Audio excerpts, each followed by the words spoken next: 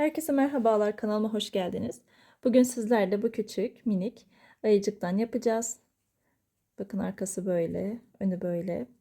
Ben bunu bir sonraki videolarda atacağım proje için yaptım. Ama siz farklı bir yerde de kullanabilirsiniz. Tek anahtarlık olarak kullanabilirsiniz. Mesela çanta süsü olarak kullanabilirsiniz. Her şekilde kullanılabilecek, yapılabilecek bir oyuncak diyeyim. Malzemelerimize baktığımızda pamuklu ip kullandım ben ip olarak. 3 parça ipimiz var. 3 renk ipimiz var. Tığımız 3 numara 2,2 milimlik bir tığ kullanıyoruz. Ama videoda da anlatırken göreceksiniz şu azaltma kısımlarında tığ numaranızı isterseniz daha bir numara küçük de tercih edebilirsiniz. Sadece o kısımlar için kullanabilirsiniz. Bir numara küçüğü. Dikiş için dikiş iğnemiz var. Şurada bakın bu üst kısmı için mıknatıs kullanıyoruz. Bunda 2 tane mıknatıs kullanıyoruz. Sonrasında iç dolgusu için boncuk elyaf kullanacağız. Makasımız var. Bir de yapıştırmak için yapıştırarak bu parçaları şu iki parça yapıştırarak yapmak isterseniz de bir yapıştırıcı temin edin. Dikerek de yapabilirsiniz. Fark etmez. Hangisi kolayınıza gelirse. Ben şimdi size yapıştırarak göstereceğim. Malzemelerimiz bu şekilde. Dediğim gibi farklı yerlerde de kullanabileceğiniz güzel ve tatlı bir model. Bakın. Çok güzel oluyor ve yapımı da gayet kolay, merak etmeyin. Şimdiden hepinize kolaylıklar diliyorum. Evet, ipimizi aldık. Sihirli halka yaparak başlıyoruz. Bakın böyle sihirli halkamı oluşturuyorum. Bu şekilde. Evet. Şu ipimi çekiyorum. Sihirli halkamı biraz küçültüyorum. Halkamızın içerisine 9 tane sık iğne yapıyoruz. Nasıl yapıyoruz? Bakın halkamızın içerisine battım. İpimi aldım. Tığımda 2 tane ilmeğim oldu. İkisini de birden çekiyorum. Bir tane sık iğne yaptık. Batıyorum. İpimi aldım. 2 tane ilmeğim oluyor. İkisini birden çekiyorum. İkinci sık iğnemizi de yaptık. Bunu 9'a tamamlıyoruz. 3 4 5 6 7 8 ve 9. Bakın böyle. Şimdi bu ipimi tamamen böyle çekiyorum ve şu ortasını kapatıyorum sihirli halkamın.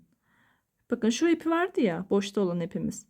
Bunu tamamen böyle çekiyoruz ve sihirli halkamızın ortasını iyice kapatıyoruz.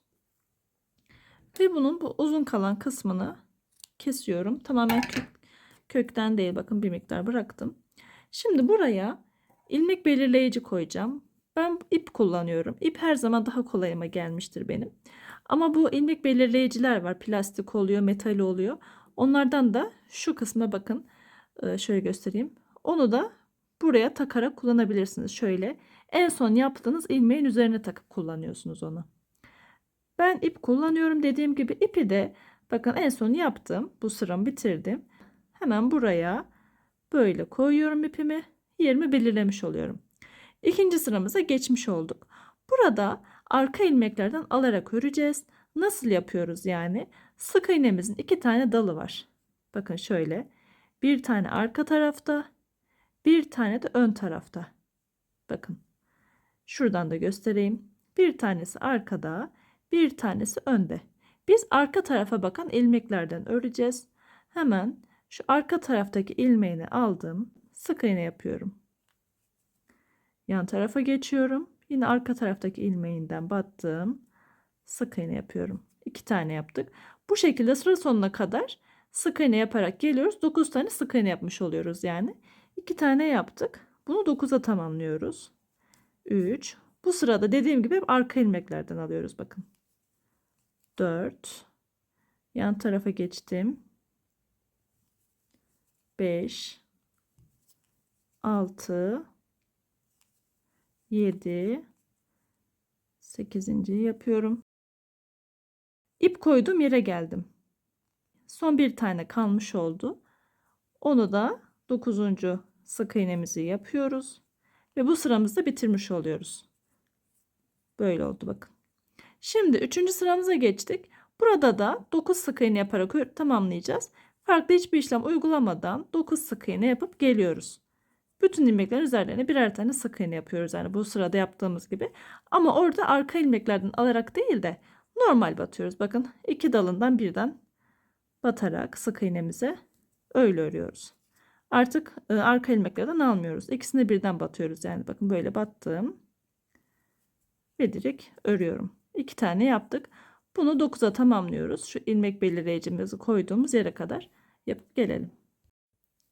Evet bakın bu sıramızda tamamladık. 1, 2 ve 3 sırayı tamamladık. Şimdi bir tane zincir çekiyorum ve ipimi kesiyorum. Uzun kesmemize gerek yok. Bu parçadan 2 tane yapıyoruz. Bir tane yaptık. Aynısından, aynı parçadan, aynı sayılardan bir tane daha yapıp geliyoruz. Evet, 2 parçamızı da tamamladık bakın. Bu kestiğimiz ip ilk yaptığımız. Bu da en son yaptığımız. Bunun ipini kesmiyoruz. Böyle tutuyorum. Burada ilk yaptığımızda zincir çekmiştik ya. En son zincir çekerek bırakmıştık. Onun bir yanındaki ilmeğimiz bakın burası. Şu zincir yaptığımız yer. Bu da onun yan tarafı. Buradan batarak başlayacağız. Yani bu iki parçayı birbirine birleştirmiş olacağız. Hemen oraya batıyorum. Ve sık iğne yapacağım buraya. Bakın bu şekilde bir tane sık iğne yapıyorum. Burada ilmek belirleyicimi koymak istiyorum. Yerimizi kaybetmemek için. Şimdi yan tarafa aynı yere 2 tane sık iğne yapıyorum. Yan taraftaki ilmeğimize battık. Bir sık iğne, aynı yere 2. Yan tarafa geçiyorum. Bir tane sık iğne, yan tarafa ikinci sık iğnemiz. Yan yana 2 tane sık iğne yaptım. Şimdi yan tarafta aynı yere 2 tane yapıyorum. 1, aynı noktaya 2. 2 tek bir çift yaparak ilerliyoruz burada. Yan tarafa geçtim. Bir sık iğne, yanına ikinci sık iğnemiz. 2 tane sık iğne yaptım. Yan tarafa aynı yere 2 tane yapıyorum. 1, aynı yere 2. 2 tek bir çift yaptık. Evet bakın zincir olan yere geldik. Şimdi burada ne yapıyorum? Buraya ilk olarak bir batıyoruz. İpimizi aldık ama çekmiyorum. Çünkü artık bakın karşı taraftaki parçamıza geçeceğiz. Geçiş yaparken bu arada direkt geçersek boşluk oluşuyor. Örgüde boşluk oluşuyor ve güzel durmuyor. O yüzden ben bunu çekmiyorum. Şu aradaki boşlukları da kapatarak ilerliyorum. Nasıl yapıyorum? En son buraya battım. Bunu çekmedim. Hemen şu alt taraftaki bakın şöyle şu noktaya da batıyorum. Bunun böyle oluşuyor. Bu üçünü birden çekiyorum. Bu şekilde boşluğu kapatmaya çalışıyoruz. Bir tane sık iğne yaptım. Şimdi karşı tarafa geçiş yapıyoruz. Oraya da yine aynı şekilde bakın normalde batacağımız ilmek burası bizim. Şöyle baktığımız zaman normalde batacağımız yer burası. Ama ondan öncesinde yine boşluğu önlemek için şuraya hemen onun bir yanındaki yere batıyorum. Böyle aldım, çekmiyorum ve onun yan tarafına da batıyorum. Yani asıl batmamız gereken yere de batmış olduk. Tığımda 3 tane ilmeğim oldu. Bu üçünü birden çekiyorum. Bakın bu arada boşluk kalmamış oluyor bu sayede. Kapatmış oluyoruz oraları. Şimdi 2 tane sık iğne yaptık. Yan tarafa aynı yere 2 tane yapıyoruz. 1, aynı noktaya 2. Artık örgümüzü düz bir şekilde örüyoruz. Yani hiç buradaki yaptığımız işlemleri uygulamadan bir sık iğne, yan tarafa ikinci sık iğnemiz. Şimdi yan tarafa aynı yere 2 tane yapıyoruz. 1, 2. Yan tarafa 2 sık iğne, 1, yan yana yani 2. Ve onun yanına aynı yere 2 tane sık iğne. 1 ve 2. Evet. Şimdi yan tarafa da bir tane yapıyorum ve bu sıramızı bitirmiş oluyoruz. Şu ipimizi çıkaralım ve tek tek bir sayalım yaptığımız ilmekleri. Sıra sonunda toplam 24 tane sık iğnemiz olması gerekiyor. Tek tek sayalım bir. Bütün sık iğnelerimizi saydım. Toplam 24 tane sık iğne yapmışız. Şimdi ilmek belirleyici ipimi alıyorum. Yerine koyuyorum. Ve bir üst sıramıza yani 5. sıramıza geçmiş olduk. Burada 3 tek bir çift yaparak ilerliyoruz. Hemen ilk ilmeğime batıyorum. Bakın buraya. Bir sık iğne, yan tarafa 2, yanına 3. 3 sık iğne yaptım. Şimdi yan tarafa aynı yere 2 tane sık iğne yapıyoruz. Birinci, aynı noktaya ikinci. Yan tarafa geçiyorum. 1, 2, 3 tane yan yana sık iğne yaptık. Yanına aynı yere 2 tane sık iğne yapıyorum. 1, aynı noktaya 2. Bu şekilde 3 tek bir çift yaparak sıra sonuna kadar geliyoruz. Sıra sonunda toplam 30 tane sık iğnemiz oluyor. Tamamlayıp gelelim. Evet, sıramı tamamladım. Şimdi ilmek belirleyicimi ön tarafa doğru alıyorum ve 6. sıramıza geçiş yapmış olduk. 6 ve 7. sıraları düz bir şekilde 30 sık iğne yaparak örüyoruz. Farklı hiçbir işlem uygulamadan 30'ar sık iğne ile 2 sıra düz bir şekilde örüp geliyoruz. Tamamlayıp gelelim. Evet, bakın tamamladım. Böyle. Şimdi 8. sıramıza geçtik. Burada 10 tane sık iğne yapıyoruz yan yana. Hemen yapalım. Yan tarafa battım. 1, 2, 3, 10 sık iğne yaptık. Şimdi kol kısmını oluşturacağız. Onun için de bakın şöyle tam yanlara denk gelmiş olması gerekiyor. Şunlar ayakları. Bakın tam buradayız. Böyle bunun üzerindeyiz. Şimdi bu noktada ipimi bir kere doluyorum. Yan tarafa batıyorum. İpimi alıp bakın bu şekilde 2 tanesini çekiyorum sadece. Bu 2 tanesi kalıyor. Bu işlemi 5 kere tekrarlıyoruz. Bir kere yaptım. Tekrar yapıyoruz. İpimi aldım. Aynı noktaya battım. Bakın böyle. Şimdi bu ikisini çekiyoruz. Sadece baştaki 2 tanesini çekiyoruz. 2 oldu. Şimdi tekrar üçüncüyü yapıyorum. Dördüncüyü yapıyorum. Hep aynı noktaya batıyoruz bakın. Dördüncü böyle ve sonuncu yapacağız. 5 tane yapmış olacağız toplamda çünkü. Sonuncuyu yapalım. Aynı noktaya battım. İlk ikisini çektim. Bakın tığımda 1, 2, 3, 4, 5, 6 tane ilmeğim oldu. Bu altısının hepsini tek seferde çekiyorum. Bu şekilde. Bakın birinci kolumuzu böyle oluşturmuş olduk. Şimdi yan taraftaki ilmeğimize hemen bakın şurası oluyor. Yan tarafa batıyorum ve sık iğnelerimle devam ediyorum. Bir tane sık iğne yaptım. Yanına ikinci sık iğnemiz. Yanına 3. Toplam 7 tane bu şekilde sık iğne yapıyoruz. Dördüncüyü yapalım. Yan tarafa 5, 6 ve 7.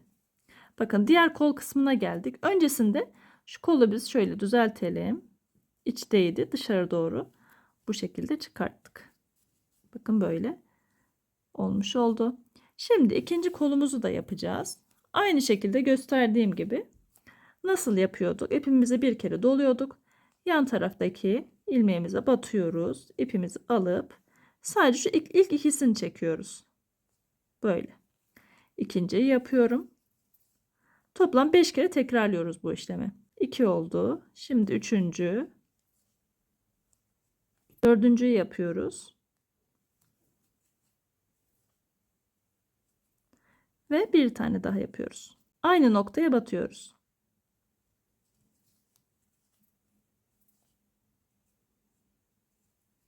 Evet.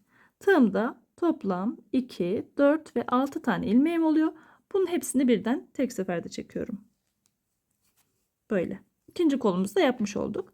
Yan tarafa sık iğnemizi yapıyoruz yine. Hemen bakın böyle. Bu tarafta.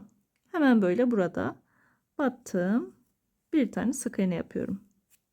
Yan yana sık iğnelerimi sıra sonuna kadar tamamlıyorum. 2 tane yaptık. Toplam 11 tane sık iğne yapmış olacağız sıra sonuna kadar. Yapalım. 2 oldu. Bunu 11'e tamamlıyoruz.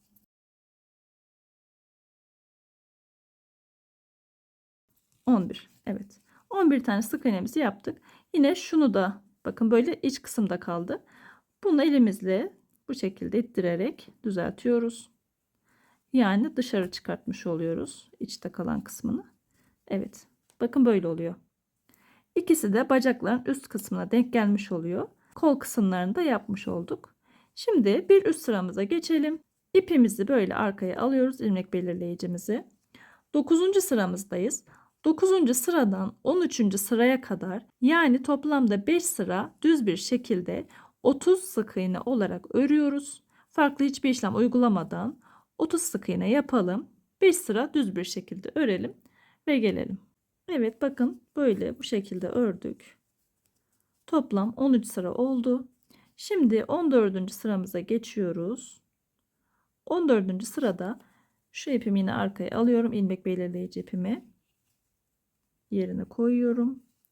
Ve 3 tek bir eksilt yaparak ilerliyoruz. Yani hemen yan taraftaki ilmeğimize batıp bir tane sık iğne yapıyoruz. Yan tarafa ikinci sık iğnemiz. Yanına üçüncü sık iğne. 3 tane tek yaptık yani. Şimdi yan tarafta bir tane azaltma yapacağız. Onu da nasıl yapıyoruz? Bakın, sık iğnemizin bu şekilde 2 tane dalı vardı. Biz bize bakan taraftaki dalına batıyoruz. Ve bir de yan taraftakine batıyoruz. Bu ikisini birden alıp azaltmamızı tamamlıyoruz. Bir tane azaltma yaptık. Şimdi 3 tane tek yapıyorum. 1, 2, yan tarafa 3.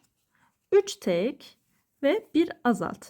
Azaltmamız nasıl yapıyorduk? Ön taraftaki ilmeklerine batıyorduk. Bunun ön ilmeğini aldım. Bir de yan taraftakinin ön ilmeğini alıyorum. Bu ikisini birden çekip azaltmamı tamamlıyorum. 3 tek bir eksilt yaptık. Bu şekilde sıra sonuna kadar gelelim. Aynı işlemleri tekrarlıyoruz. 3 tek bir azalt yaparak sıra sonuna kadar geliyorum. Sıra sonunda toplam 24 tane sık iğnemiz oluyor. Tamamlayıp gelelim. Evet, bu sıramızda tamamladık. Şimdi artık burada el yapımla dolduracağım. Daha fazla ilerlemeden hemen el yapımızı alalım. Ve el yapımızla şu şekilde ilk olarak bu ayak kısımlarını, şu kısımları doldurup sonrasında üst kısımlara el yapımızı koyabiliriz. Dolduralım. Evet, bakın böyle doldurdum.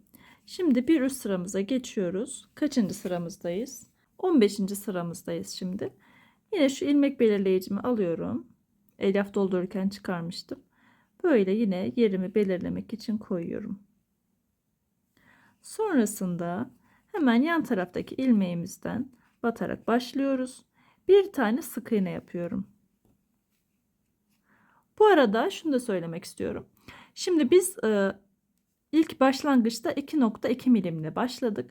Ama bu azaltmalarda isterseniz mesela eliniz çok bolsa, hani bu azaltmalardaki şu kısımlar mesela buralarda böyle çok delikli oluyorsa tığ numaranızı küçültebilirsiniz. Mesela 2,2 değil de 2 milimlik bir tığla örgünüze devam edebilirsiniz. Yani eksiltme kısımlarını bir numara küçük tığla örebilirsiniz. Daha güzel durur. Şimdi ben bununla devam ediyorum. Ama bir küçük numarayla da örülebilir. Bir tane sık iğne yaptık. Yan tarafa bir tane azaltma yapıyoruz.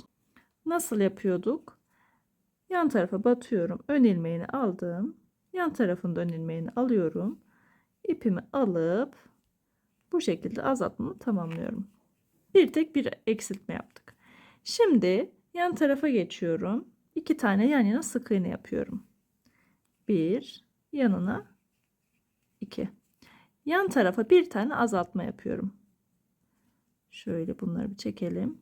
Şimdi azaltmadayız. Aynı şekilde ön ilmeklerinden alarak bir, yan tarafında ön ilmeğini alıyorum ve azaltmamı tamamlıyorum. Bu şekilde 2 tek bir eksilt yaparak sıra sonuna kadar geliyoruz. Sıra sonunda bir tane ilmeğimiz kalacak. Oraya kadar 2 tek bir eksilt yaparak gelelim. Evet, bakın son bir tane ilmeğim kaldı. Oraya kadar geldim. Oraya da bir tane sık iğne yapıyorum. Sonuncu sık iğnemizi de yaptık. Şimdi bir üst sıramızdan devam ediyoruz. Yani 16. sıramıza geçiş yapmış olduk. Burada bir tek bir azaltma yaparak öreceğiz. Hemen ilk ilmeğimize batıyoruz. Bir tane sık iğne yapıyoruz. Yan tarafa geçiyoruz. Bir tane azaltma yapıyoruz.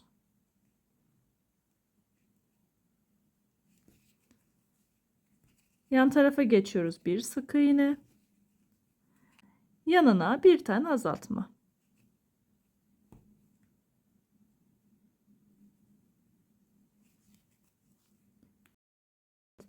Bu şekilde sıra sonuna kadar bir tek bir eksilt yaparak geliyoruz. Evet, bakın böyle tamamladım. Sıra sonunda toplam 12 tane sık iğnemiz oldu. Şimdi burada ben elyafı koyacağım. Ama siz mesela bu kullanacağımız ürün için yapmıyorsanız, farklı bir yerde kullanmak istiyorsanız mıknatıs koymanıza gerek yok. Direkt örgüyü kapatabilirsiniz. Şimdi ben bunu yapacağımız objede kullandığım için içine mıknatıs koyacağım. Ama dediğim gibi siz farklı bir yerde kullanmak istiyorsanız mıknatıs koymanıza gerek yok bu aşamada. Mıknatısı tam bu aşamada koyuyorum. Bakın böyle. Ben bu arada 2 tane koyuyorum bu arada. Bu şekilde bakın. İkisini katladık birbirine. Ve mıknatısı tam bu aşamada koyuyorum. Eğer mıknatısınız bu örgüden geçmeyecek şekildeyse, daha büyükse, örgünüzün bu kısmından büyükse, siz bir önceki sırada veya şu azaltmayı yapıyoruz ya, azaltmanın yarısına geldiğinizde de koyabilirsiniz. Ben şimdi bunu bu şekilde buraya yerleştiriyorum. Benimki sığıyor çünkü. Böyle elimle düzenliyorum orayı. Bakın böyle düz bir şekilde tutuyoruz mıknatısı. Üzerine elyaf gelmesini istemiyorum. Orayı düzenleyeceğim şimdi. Elyaf gelmeden mıknatısımızı güzelce ayarlıyoruz. Evet, bakın düz bir şekilde böyle ayarladım. Şimdi şuraya diyetelim. Şimdi en son sıramıza geçtik. Artık bu sıramızda bütün ilmeklerin üzerlerine azaltma yapıyoruz. Yani toplam 6 tane eksiltme yapmış olacağız. Şu ipimi arkaya alıyorum. Özellikle bu sırada tığ numaranızı küçültmenizi öneririm. Çünkü mıknatısta kullandığımız için burada aralardan siyah siyah görünüyor. Ben de tığ numaramı küçülteceğim hemen. Hemen ipimizi alıp teker teker 6 tane azaltma yapıyoruz. Birinci azaltmamız. Yan tarafa geçiyorum. İkinci. Yan tarafa. Üçüncüyü yapıyorum. Yan tarafa. Dördüncü. Yan tarafa. Beşinci. Ve son bir tane kaldı, bakın. 2 tane ilmeğim kaldı. Oraya da azaltmamı yapıyorum. Toplam 6 tane azaltma yaptık. Ve şu ilmek belirleyici ipimi çıkaralım buradan artık ipimizi. Burada zincir falan çekmeden direkt bakın böyle en son azaltmamı yaptım. Ve ipimi biraz uzatıyorum. Ve biraz uzun bırakarak kesiyorum. Sonra bu ipimi direkt çekiyorum böyle. Ve ipimin ucuna iğnemi takıyorum. Şu orta kısmı tamamen kapatacağız. Sonrasında bakın şöyle göstereyim. Hemen yan taraftaki ilmeğin ön kısmından, yani bize bakan kısmından batıyoruz. Bize bakan ilmeklerinden teker teker iğnemizi geçirerek bu şekilde ilerliyoruz. Hepsinin üstüne böyle ön ilmeklerinden batarak geçirelim. Bu kadar yeterli gibi. Şuradan da geçireceğim. Evet. Şimdi bunu direkt çekiyorum ve bakın ortadaki kısmı tamamen kapatmış olduk. Hiç görünmüyor artık. Sonra böyle düzeltelim. Bu ipimizi şöyle içinden geçiriyoruz örgümüzün ve arka tarafa gizlemiş olacağız. Bu şekilde geçirerek, evet, ipimizi gizlemiş olduk. Şimdi artık kesebiliriz bunu.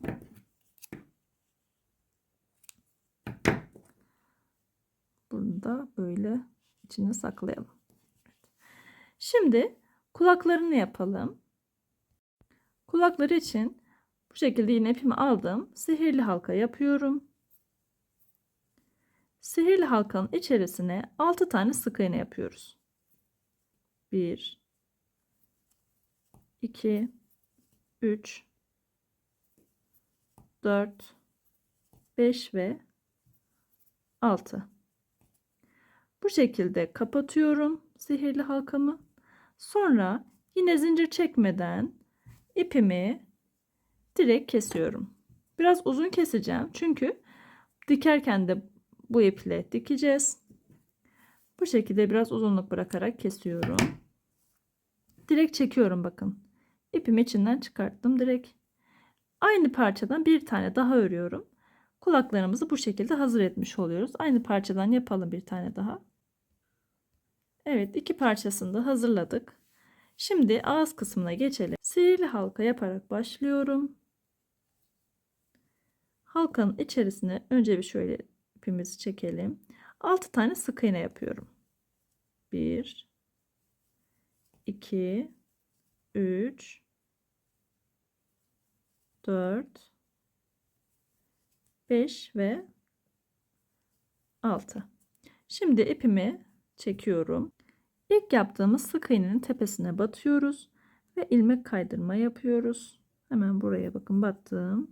İlmek kaydırmamı yapıp bir tane zincir çekiyorum. İkinci sıramızda zincir yaptığım yerin hemen dibinden batarak başlıyorum. Bir tane sık iğne yapıyorum.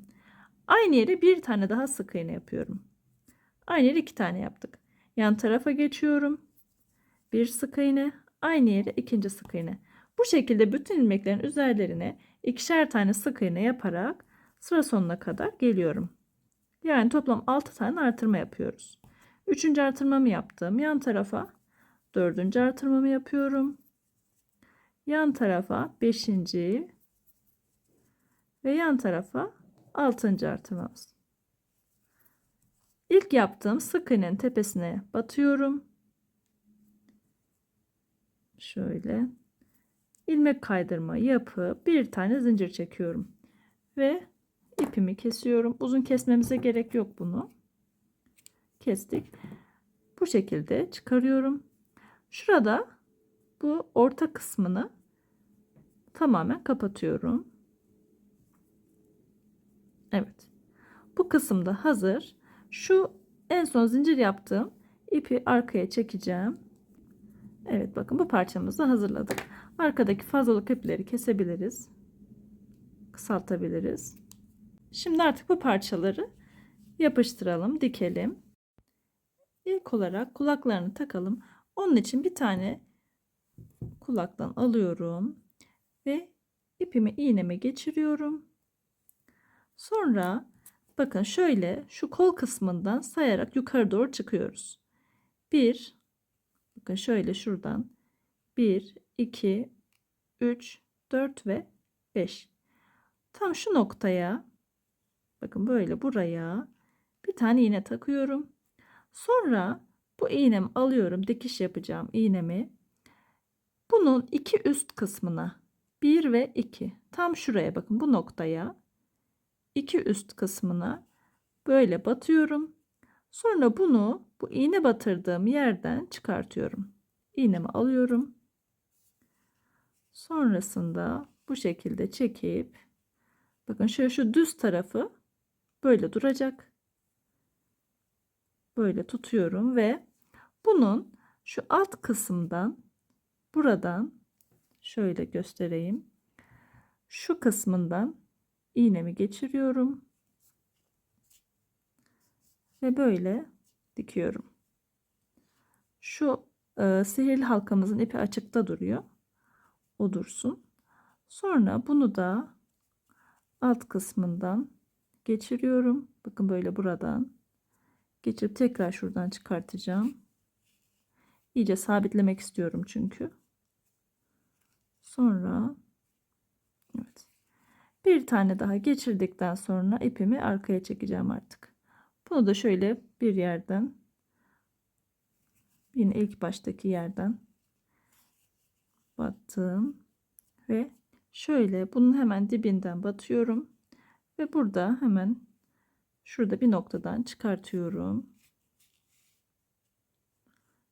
İğnemi aldım.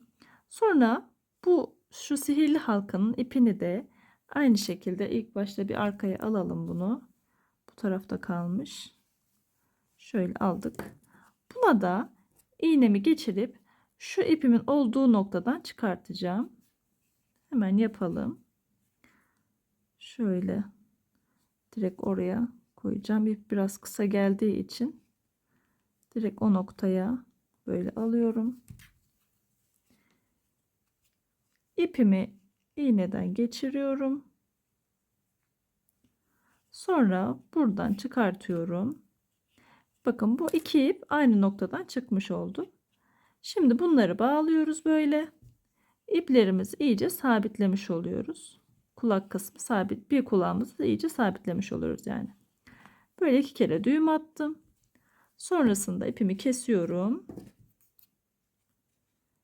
Ve bu kısım bitmiş oluyor. Bunu da içeri gizliyoruz. Şimdi bakın böyle ilk parçası bitti. Kulağımızın bir kulağımızı yapmış olduk. Şimdi karşı tarafa geçelim. Onun için de yine hemen ipimi iğneme geçiriyorum ve şu şekilde sayıyoruz bakın. Yine bu kısımdan 1 2 3 4 ve 5. Ama burada şu alt kısmın bu iki kulağın aynı hizada olmasını istediğim için şöyle de yapabilirsiniz saymadan.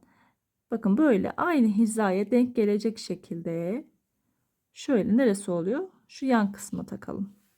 Bakın. Aynı hizaya denk geldiler. Bu kulağın alt kısmındaki sırayı böyle takip ediyoruz ve bu noktaya tam ikisi aynı hizada denk gelmiş oluyor. Buraya takacağız. Bunu da ilk baştakini yukarıdan aşağı doğru takmıştık. Bunu aşağıdan yukarıya doğru takacağız. Çünkü kulağımız böyle durması gerekiyor bakın. O yüzden hemen buradan iğnemi alıyorum. Bu iğneyi çıkardım. Bunu da şöyle şuradan iki üst kısmından çıkartıyorduk ya. 1 ve 2. Buradan çıkartacağım. Şöyle çıkardım. Evet. Bakın böyle. Şu parçayı da yani bu kulağımızı da böyle takmış olacağız. Sabitleyelim. Bunu da buraya hemen. Şöyle alt kısmından geçiriyorum iğnemi. Sonrasında bunu iyice çekiyorum. Battığımız yerin dibinden batıyoruz. Şu karşı taraftan çıkartıyorum. Oradan bir kez daha sabitleyeceğim. Bunu da alt kısmından geçirdim. Sonrasında artık bunu da böyle aşağıdan çıkartıp şu karşıda herhangi bir noktadan çıkarıyorum. İpimi çektim. Şu ipi de aynı noktadan çıkartacağım. Biraz önce yaptığımız gibi.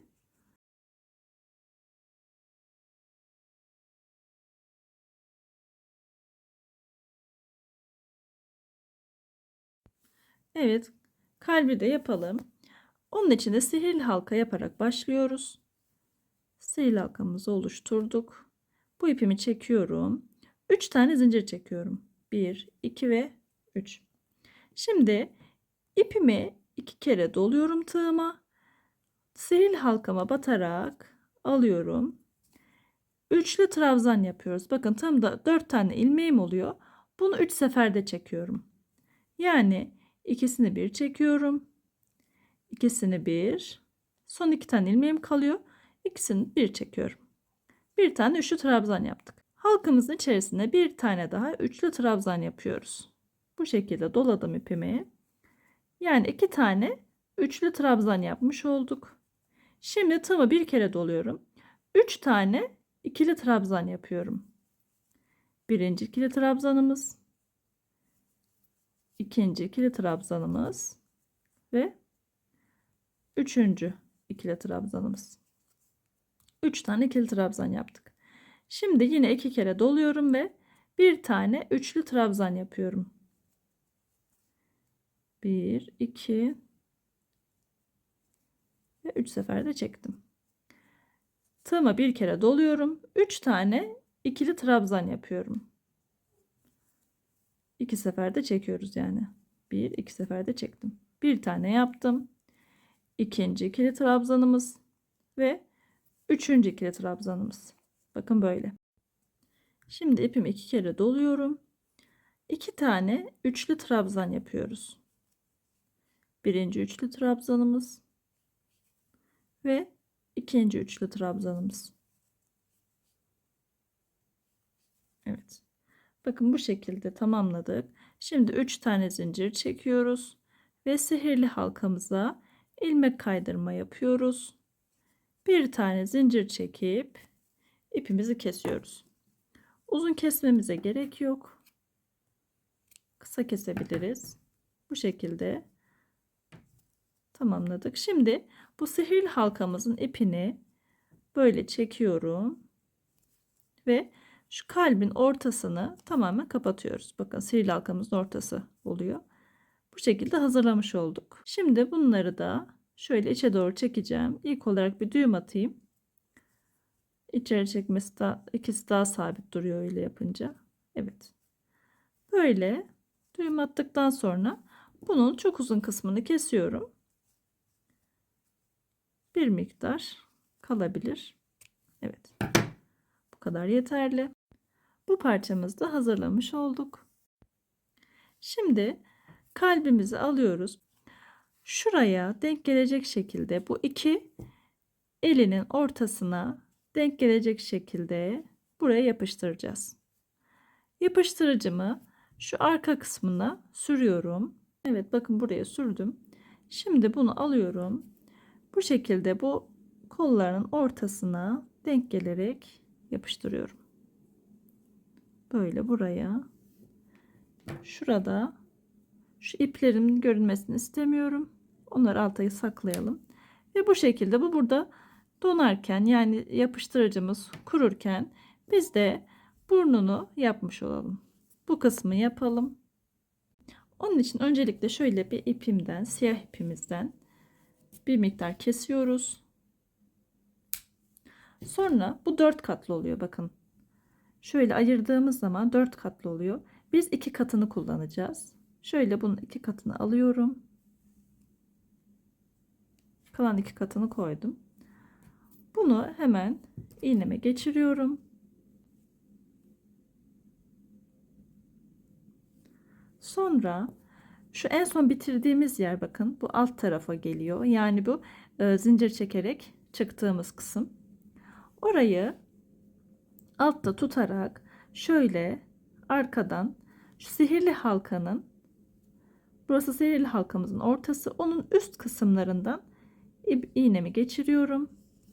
Bakın böyle. Şu arkadaki ipimi tamamen çekmiyorum. Böyle bir miktar bırakıyorum. Sonra bunun hemen karşı tarafından iğnemi tekrar geçiriyorum. Böyle oluşturuyorum. Birkaç kez tekrarlıyoruz. İkinci katı yaptım. Bir kat daha yapabiliriz. Evet. Bu kadar yeterli. Şimdi şu burnunun alt kısmını yapacağız. Alt çizgisini. Onun için de arkadan yine batacağım. Şu tam orta kısımdan bakın şöyle şuradan iğnemi çıkartacağım. Arka taraftan geçirip buradan çıkartıyorum. Şu ipimi düzeltelim. İpimizi. Evet. Şimdi bunu da bunların tam ortasından alt kısmından daha doğrusu bunların altından geçiriyorum. Ve böyle oluşturmuş oluyoruz. Şöyle bu kısmı düzeltebiliriz. Bakın. Böyle yapmış olduk. Şimdi artık ipimi kesebilirim. Sonra bunlara düğüm atıyorum ve ipimi iyice sabitlemiş oluyorum.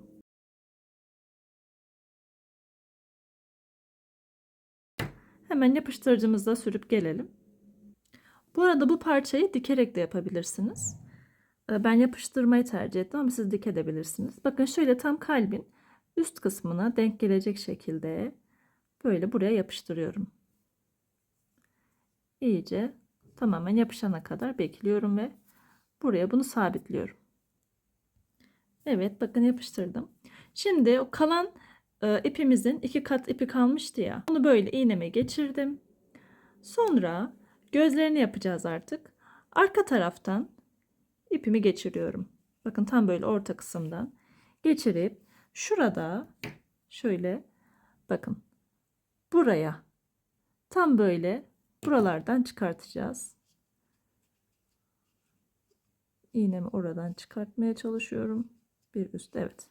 Bakın böyle. Buradan çıkardım. Arka tarafı yine tamamen çekmiyorum.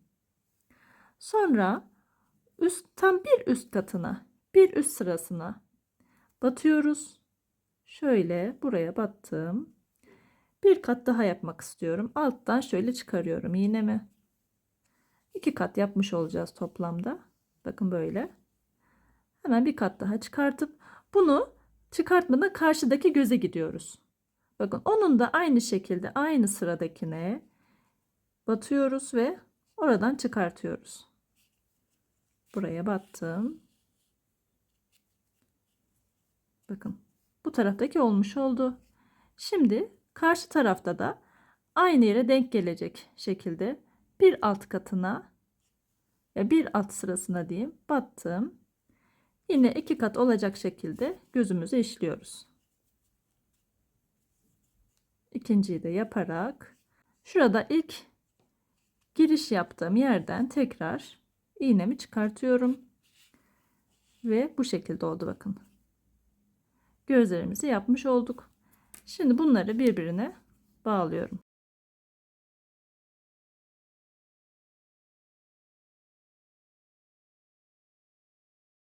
Şimdi şu gözlerinin altına bir parça daha yapmak istiyorum. Onun için de siyah ipimden bir miktar keseceğim. Bu sefer 2 kat değil de tek kat alacağız ipimizden.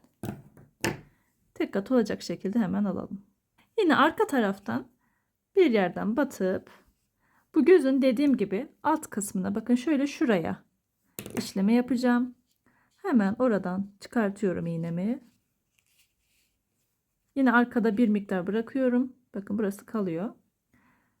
Şöyle bir yanına çıktığımız yerin bir yan tarafına batıyoruz iğnemizle ve karşı tarafa geçiş yapıyoruz. Bakın karşıda da aynı şekilde oraya çıkarttım. Bakın böyle oluşuyor. Bunu da aynı şekilde gözün alt kısmına batarak arka taraftan çıkartıyorum. Bunu yaptıkça eliniz pratikleşecek. Hiç zor gelmeyecek. Şimdi anlatırken karmaşık gelebilir size. Ama yaparken benim gibi yaparsanız gösterdiğim şekilde diyeyim. Kolay olur. Bakın böyle tamamlamış olduk. Bunu da biraz önceki gibi bağlayarak içeri çekiyoruz. Son olarak bir de süslemesini de yapalım. Hemen farımızdan alıp şöyle bakın yanak kısmına bir miktar sürüyoruz. Bu şekilde. Evet. O ayıcığımızı tamamlamış olduk.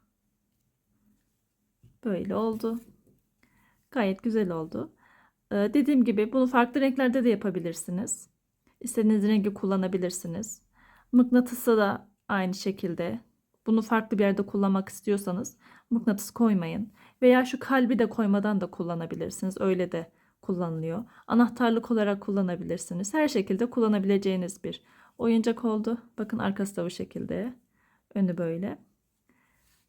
Beni izlediğiniz için teşekkür ediyorum. Bir sonraki videomuzda görüşmek üzere. Şimdilik hoşça kalın.